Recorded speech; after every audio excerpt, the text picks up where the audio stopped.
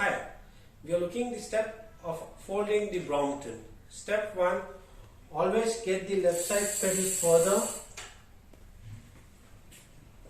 Next step, twist the handlebar, get the rear tire end. Step 3, the hinge clamp, loosen it.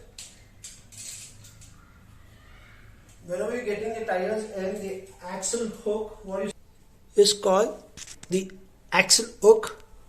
Sits at the chainstay at this part.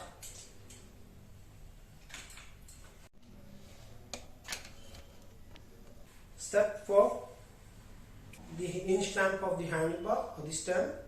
Let the handlebar drop in. Then slide the seat post inside. The last step, fold the pedal. Step of a Brompton, unfold. Step 1, always tap on the handlebar over here. Then tighten the hinge clamp. Step 2, slide the seat post above.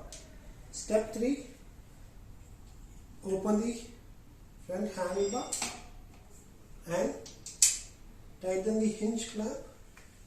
Whenever you are opening the front handlebar, make sure the tire is slightly at the sidewards. Then lift the seat post and push it in. Then unlock the pedals.